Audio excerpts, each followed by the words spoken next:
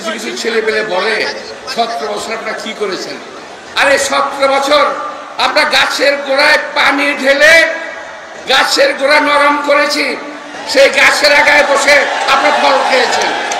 যে এক পক্ষ বলছে আছে দেখেন, প্রতিটা দল কেউ কিন্তু পুরোপুরি সংস্কার মেনে নেয় নাই। কেউ 30%, কেউ 40%, কেউ 50%, কেউ অর্ধেক, কেউ মানেই নাই। আবার অনেকে বলছেন নির্বাচনই চাই না।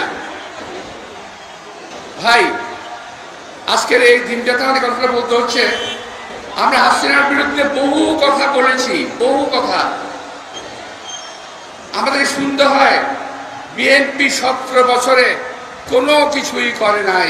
এই যে মঞ্চে উপবিষ্ট আছেন আমার নেতৃবৃন্দ, আমার সামনে আছেন আমাদের নেতৃকর্মীবৃন্দ, কেউ কি বলতে পারবেন যে 17 বছরে আপনারা কেউ জেলে যান নাই? কেউ কি বলতে পারবেন যে বাংলাদেশের এই বিএনপির নেতৃবৃন্দ জেল খাটে নাই, পুরো গ্রেপ্তার হয় নাই? আমার সঙ্গে আমি নাম বলতে চাই, পুরো নাম বলতে হবে, পুরো মঞ্চটাই জেলে ছিল, আমার সঙ্গে একসঙ্গে জেলে ছিলাম।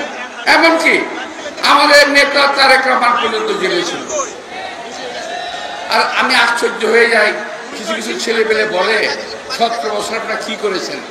আরে 17 বছর আমরা গাছের গোড়ায় পানি ঢেলে গাছের গোড়া নরম করেছি, সেই গাছের আগায় বসে আপনারা ফল খেয়েছেন। আমরা গাছের গোড়ায় হাতির মতো পানি এনে পানি দিয়ে এটাকে নরম করেছি। 2 দিনেই হাসিনার পতন হয়ে যায় নাই।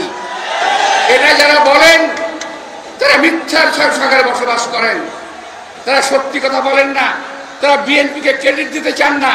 কিন্তু জনগণ ভালোবাসে, এই দেশের জনগণ শহীদ রাষ্ট্রপতি জিয়া রহমান, যিনি নিজেকে একজন শ্রমিক পরিচয় দিতে ভালোবাসতেন, দেশনেত্রী বেগম খালেদা জিয়া, যিনি একজন শ্রমিকের সহধর্মিণী হিসেবে পরিচয় দিতে ভালোবাসতেন।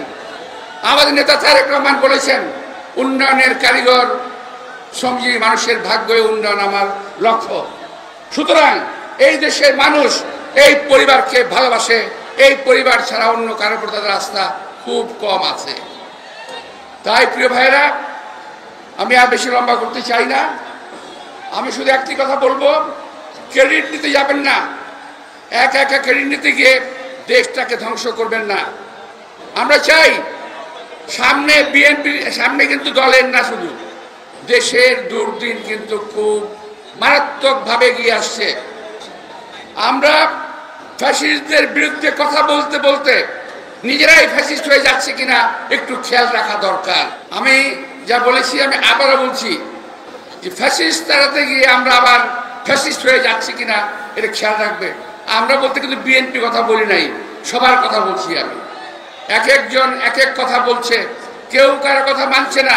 এই অনৈক্য দেশটাকে শেষ করে দেবে। এরই মধ্যে আপনি খেয়াল করে দেখবেন, আওয়ামী ফ্যাসিস্ট সরকার ভারতের সঙ্গে মাঝে মাঝে চুক্তি করে আসতো, সেই চুক্তিগুলো আমাদেরকে বলতো না। এখন সকালবেলা বলেন উপদেষ্টা সাহেব একটা চুক্তি হয়েছে, কোথায়? মানবিক করিডোর দেওয়ার জন্য চুক্তি করতে চান, কিন্তু 7টি শর্ত বলা যাবে না।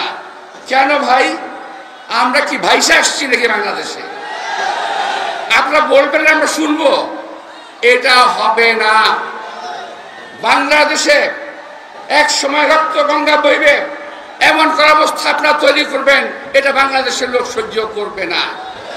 এটা কার রাজত্বে আমরা বসবাস করি না, আগেও বলেছি, আজকেও বলছি। এটা জনগণের কথার বাইরে কিছুই হবে না।